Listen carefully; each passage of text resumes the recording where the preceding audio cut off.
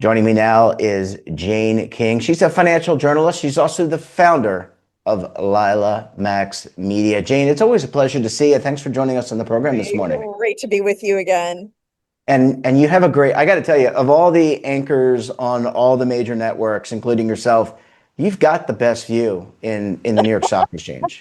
How did I you love land it. that, Jane? I love it. Well, I was down on the floor, which can be fun, but also loud, and you never know what you're going to get down there. Yeah. And so a brokerage firm took over my spot, and I was like, "Hey, can I go to the balcony?" And they were like, "Yeah." So I'm up here, which is I do have a great view, but it does get kind of lonely, and you have to wait for a while to go to the bathroom because it's an elevator and everything. Oh, wow. Okay. Well, they need to work. Too You would much think the New York information. Stock Exchange would invest heavily in multi-level bathrooms. Yeah. Okay, Jane. You, I don't know. We're just going in the wrong direction. But you've had a few days to look at the jobs report, to see reaction. Let's talk about this because the jobs report definitely came in under what was expected. What's the reaction on Wall Street? What's your reaction?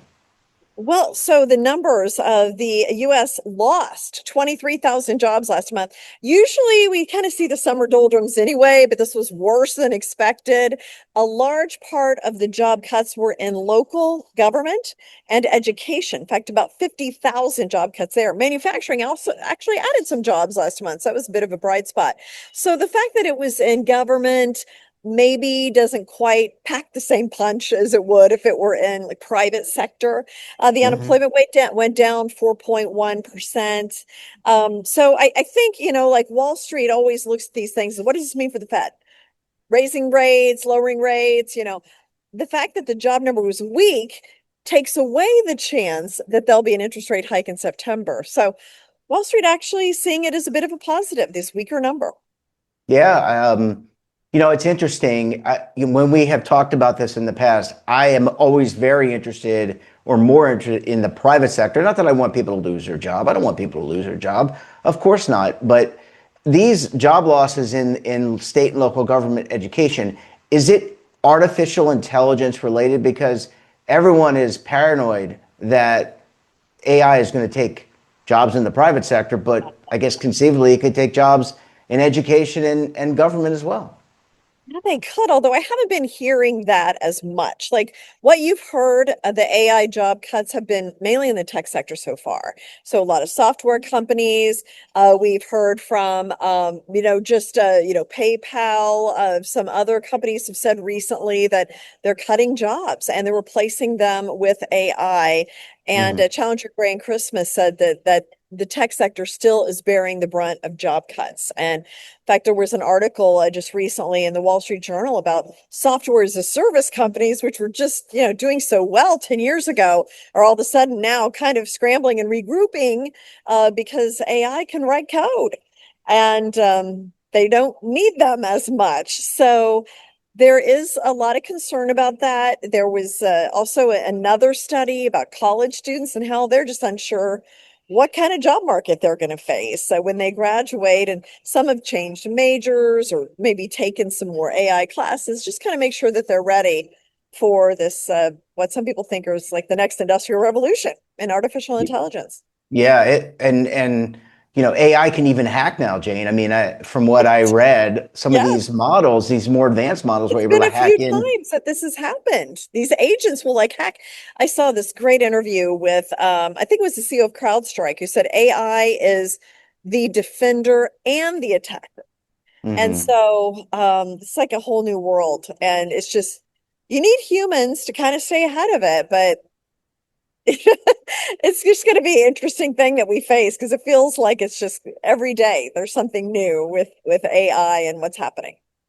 Jane, I've been prepping for AI. I just watched The Terminator from 1984. James Cameron with Linda Yeah, yeah. Hamilton, Arnold Schwarzenegger. I think I'm ready to go in case Cyber9 Systems takes over. Let me ask you about the war in Iran. Lots of talk about a deal. I feel like this has gone on for months. What's been but yet the market, and I want to talk about the market. The market has been going up, up, up. S&P 500, the Oh, Nasdaq, Dow, all reaching all-time highs. So right. what's the deal?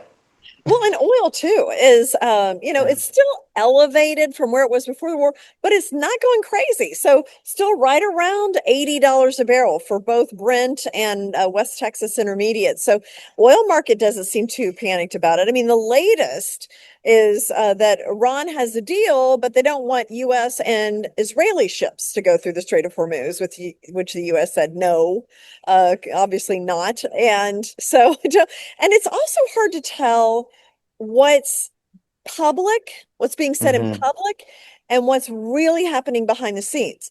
Are the Iranian negotiators saying things to make their public happy when they're really saying something else?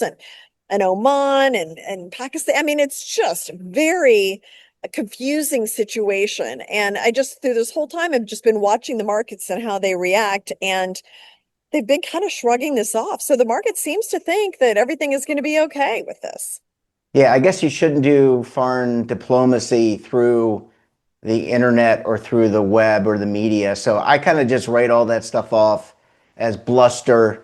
And, you hope that we're dealing with the right people to make the right decisions. Jane, I want to go back to consumer prices for a second. I'm all over the place, but, when the consumer prices, food, you mentioned oil have been up, gas prices have been up.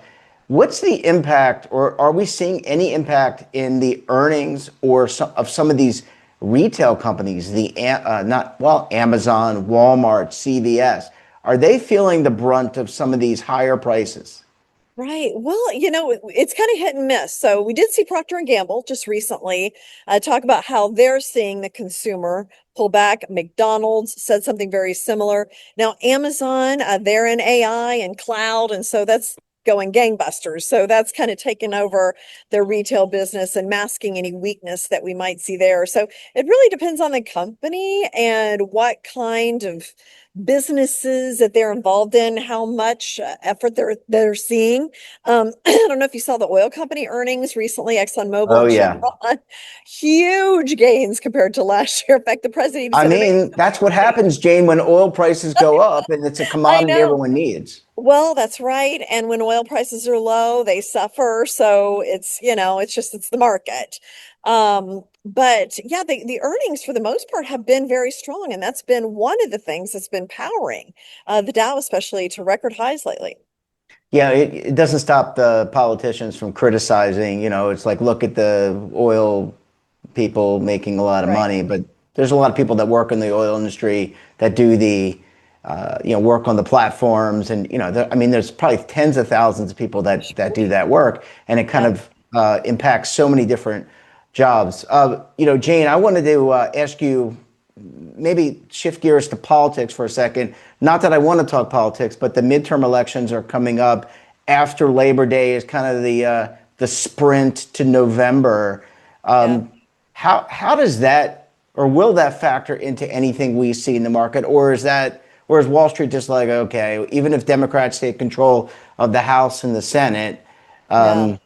it's not going to impact us as much. Well, typically Wall Street likes kind of gridlock in Washington. Yeah. Um, I feel like this year's a little different. Like some of the things that would be pro-business would not be able to get through. We've got this, socialism kind of wing of the Democrat Party that's winning elections. Yeah. What will that mean for taxes and private enterprise? I mean, you have heard some people from the Democrat Socialists of America on TV saying we want the government to run corporations. I mean, we're a long ways from that, but still it's out there. And some of these people are getting elected. So this might be different than what we've seen in the past with the elections. But I really think the focus is more on Iran and the Fed. Those seem to be the things in the near term that are really impacting stocks lately.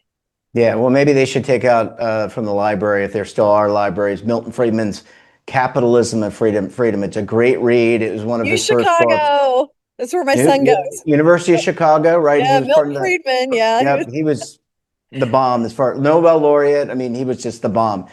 Jane King, always great to see you. Thanks so much for your expert analysis, and we look forward to having you back on the program again very soon. Always great to be here. Well, thanks for watching, and don't forget, we're back again tomorrow morning with another great expert and another great topic. You can tune in right here Monday through Sunday at 7:30 a.m. Eastern Time. And don't forget to subscribe to our daily newsletter, The Morning Pulse, for all the news in one place, delivered directly to your email box. Check it out at our website.